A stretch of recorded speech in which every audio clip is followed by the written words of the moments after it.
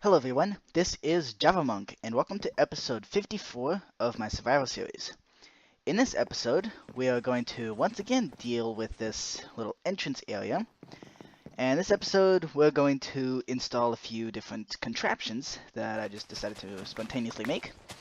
Some of them might be useful, some probably will not be, but either way they're going to go in this room, so all of this needs to be taken out. So once I'm done with that, we can then begin work on some of these contraptions. The first useless contraption that I'd like to make this episode has to deal directly with a special challenge advancement that has to do with this diamond hoe. Now, the advancement is in the husbandry tab of serious dedication, where you completely use up a diamond hoe and then reevaluate your life choices. Well, I got this diamond hoe from a mansion, from the woodland mansion that we conquered back in episode 49 or 50. So really it's not so much reevaluating life choices, but I'm going to make it such because we're going to build a contraption specifically designed to break this diamond hoe. So here's the idea behind this contraption, which, by the way, I have not tested out at all in survival. But here's the idea behind it. We have a piston here, and then I just need a dirt block or something like that. Here's one.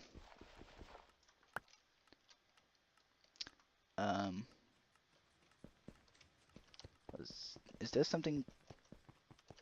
Okay, so this looks like these rails are just here for spawn proofing.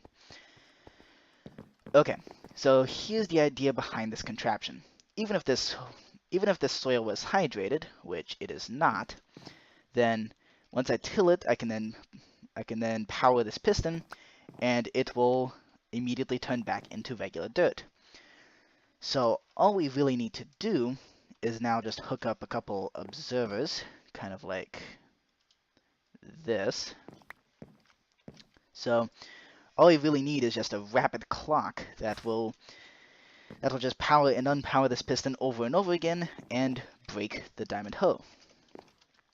Here we go. And now all we need is a sticky piston and a lever.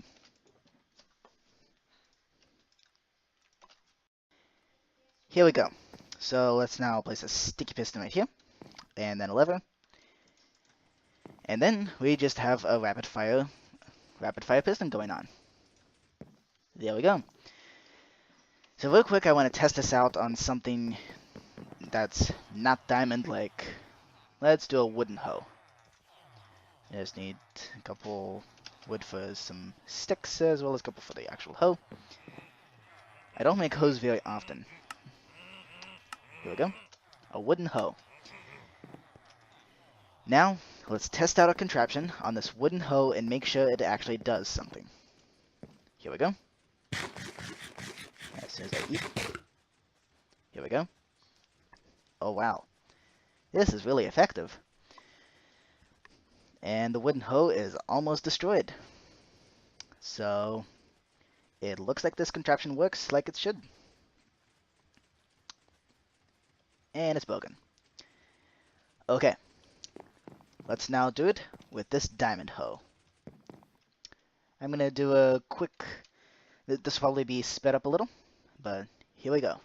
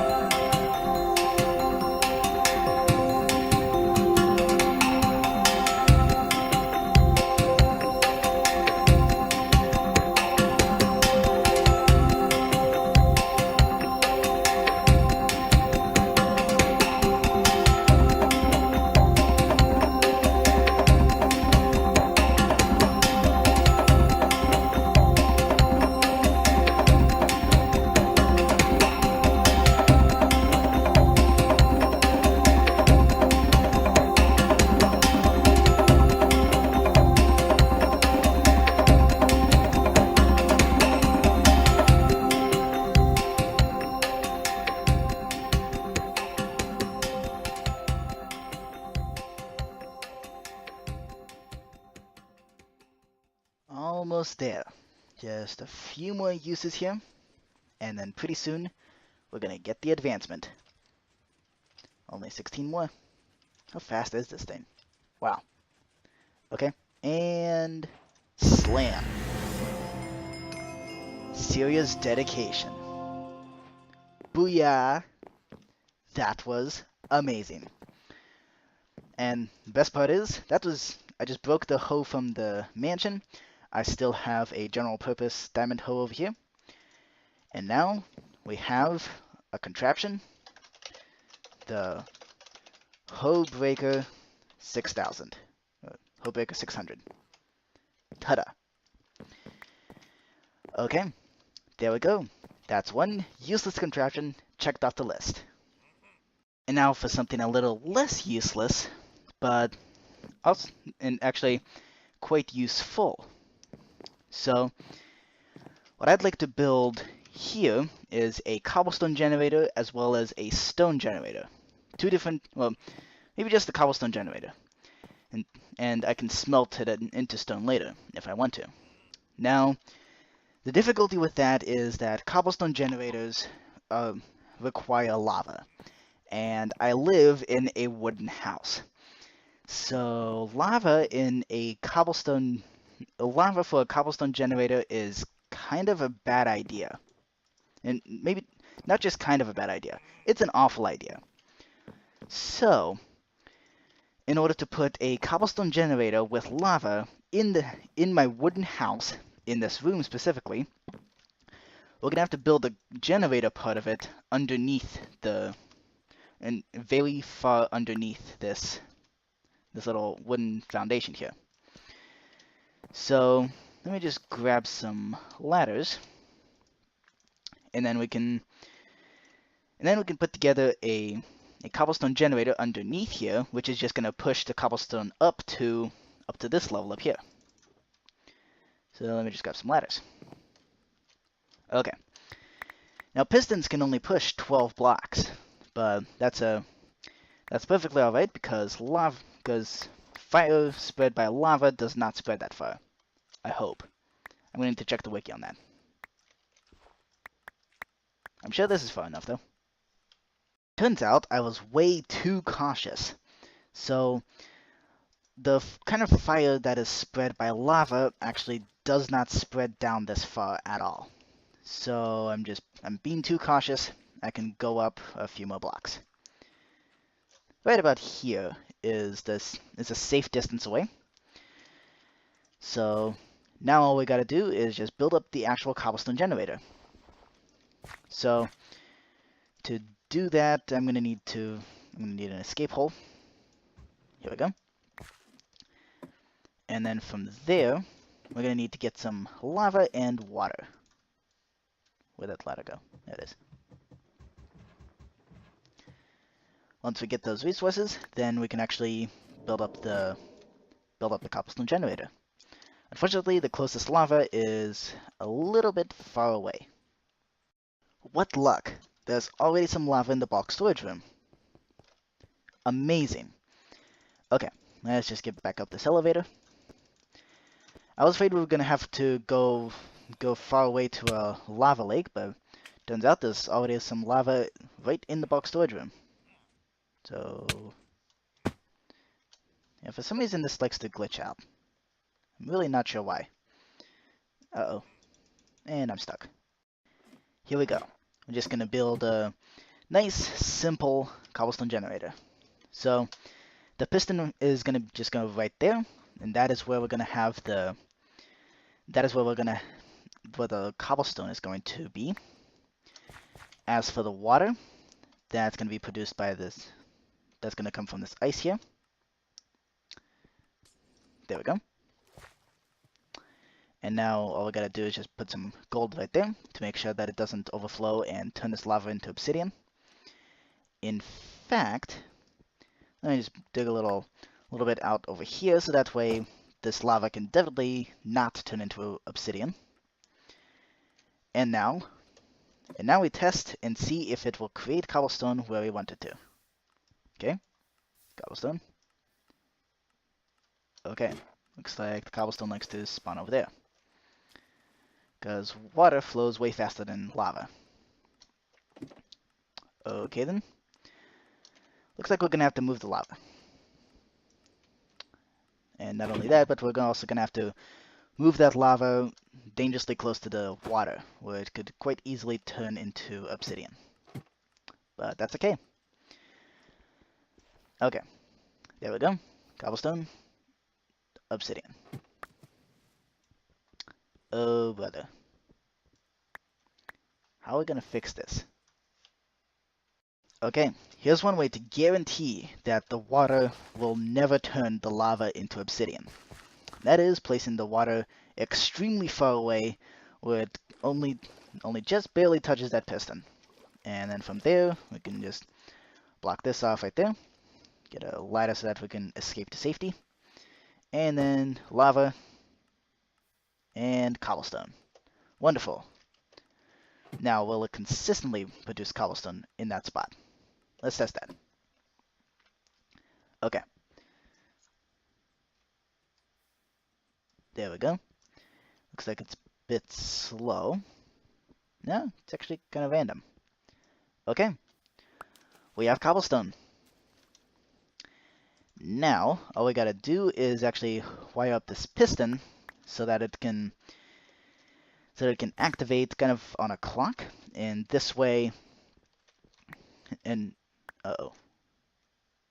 Okay, looks like we don't have much space to put redstone over here. So we're gonna have to go in this direction, which is alright. Got plenty of space over here.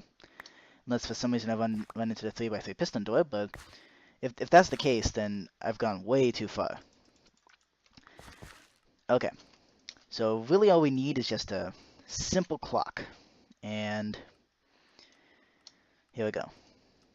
Let's just break this dirt here. And then for this simple clock, it's just going to have some repeaters and a redstone torch.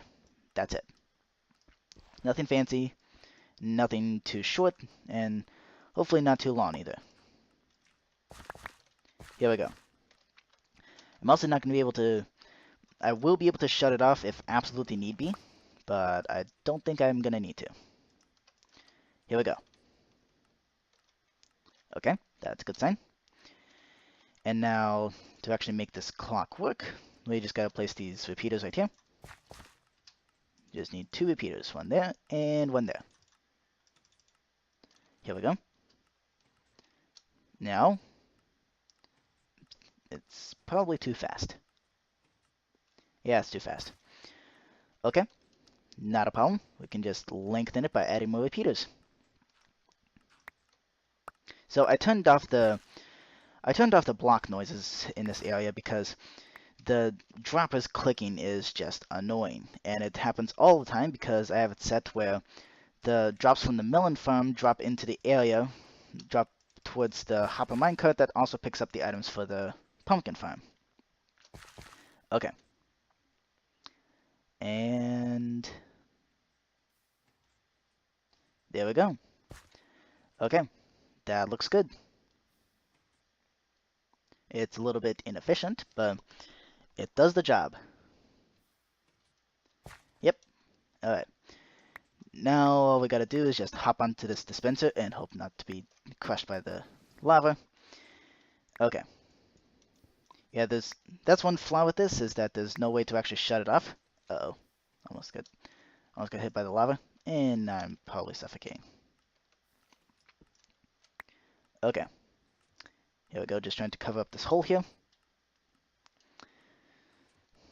And let's try to switch tools, which is difficult when there's lots of lag in this area. Okay. There we go. That way nothing weird can spawn here. And there we go. The Cobblestone Generator is built. Perfect. So this cobblestone pillar goes up a little further than I want to. So I'm just going to shave a little bit off and place obsidian. So if anything, it's kind of a good thing that some of that lava got turned into obsidian.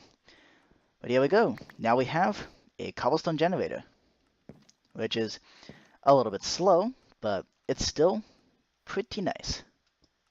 It's a pretty nice thing to have. Alrighty. And there goes another project. Checked off the list of things we need to do this episode. Next up on our to-do list is to clean up from last episode, as well as a few episodes before that, because I didn't get around to doing that off camera.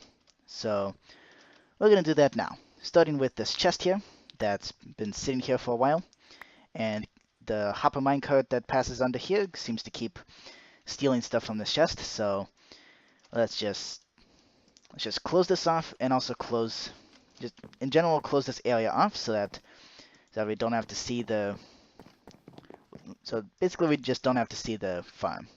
And oh my golly, that is a lot of resources. Oh brother. Yeah, Houston, we got a problem. Looks like we also gotta put some of this back into the bulk storage room. Okay, all of it is cleaned up, but we still got an overflow of pumpkins and melons over here. I kind of anticipated that, because, man, the farms for these are positively insane. Even though I'm actually quite happy that I didn't make this peak efficiency, because I probably wouldn't be able to keep up if it was at peak efficiency.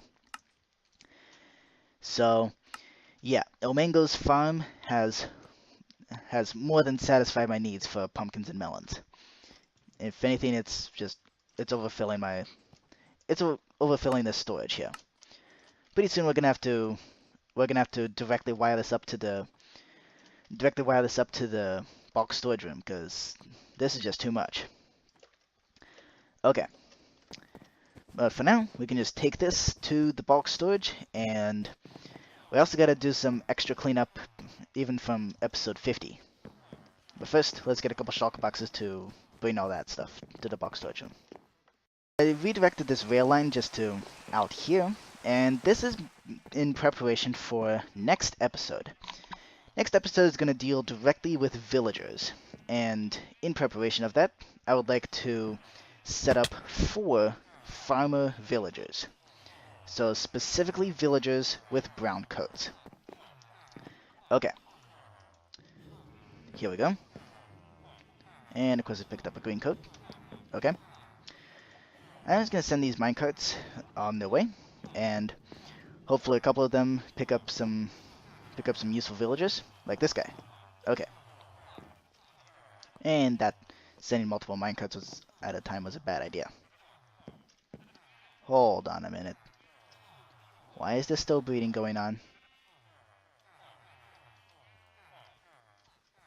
There should not be breeding going on. Why is there still breeding? I installed a shutoff switch several episodes ago. Whoop. No, you don't.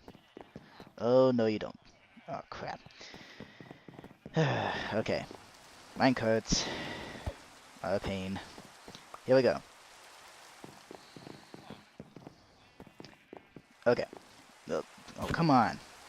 Oops. Okay. There we go. You, get off the track. There we go. And out of the way. Now, send this minecart on its way. Looks like we're also gonna need to fix that shutoff switch. Okay, perfect. Another brown coat. Okay. You sir, please get out of the way, as I'm about to kill your friend. So, green coats are completely useless because they cannot farm. So, sorry, dude. Okay. And let's pick up a... I'm hoping for another farmer villager. That'd be really nice. And we get a... white coat. Apron coat. No good. Sorry. Okay. So I'm just going to keep doing this until we have 4 farmer villagers right there. And again, this is in preparation for next episode. Might as well tell you what's going on. Next episode, we're going to build some pumpkin and carrot, potato, beetroot, and wheat farms. Of course, you're a librarian. Except that's not a very good book trade. So, if that guy were to be in my trading hall, he'd probably still be rejected. Okay. I'm gonna keep doing this until I get 4 farmers. That was surprisingly quick. We now have 4 farmer villagers right here, and most of them don't actually have the farmer trade, but except for this one. But that's alright. So these 4 will be put in place and being kind of, I'm thinking building farming islands up in the sky where I'm going to have the individual farms. But for now, we have these 4 villagers all set up. And now, let's fix this shut-off switch. This is becoming a Yertle the Turtle situation, where this villager just gotta keep going up into the sky. But I'm just doing whatever needs to be done in order to actually finally shut off the breeder at will. Because that particular villager breeder is incredibly efficient. Frighteningly so. And I don't have a very good way of killing off the villagers or limiting the population. So I'm forced to do things like this. Here we go. Now, let's just hop down and get the piston and stuff back. There we go. And now we need to place a piston right there. And where's the lever? Where is it? Oh, come on. Where did the lever go? There it is. Okay. Now let's just hop up here and place another regular piston. Of course, this guy's going to get in my way. Hopefully I don't accidentally knock him off. That would just suck. Okay. And here we go. Let's get a piston right here. And now let's drive him forward. Good. And finally, just break that block, and we use this lever to push him upwards. There we go. No more breeding. Good. And now I can finally, there's finally a working shut-off switch. And right now, hopefully, the breeder is off. Finally. Let's check that real quick.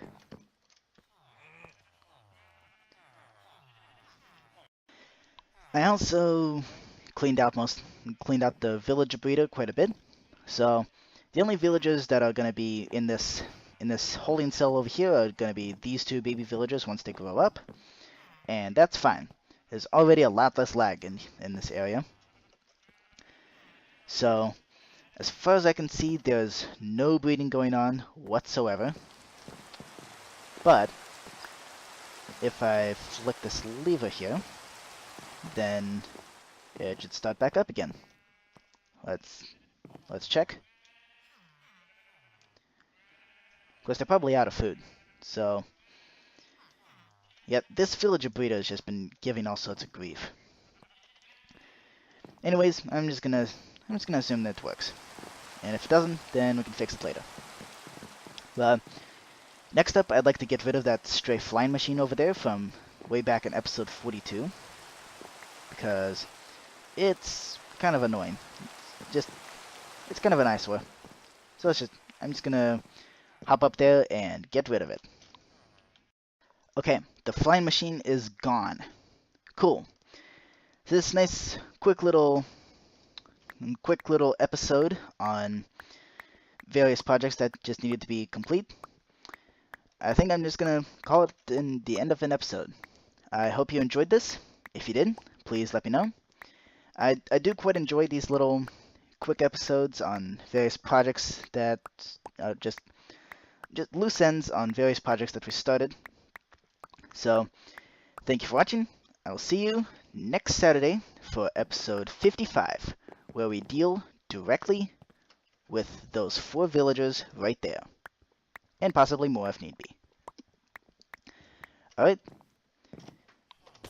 bye. Uh-oh. Crap! Oh no.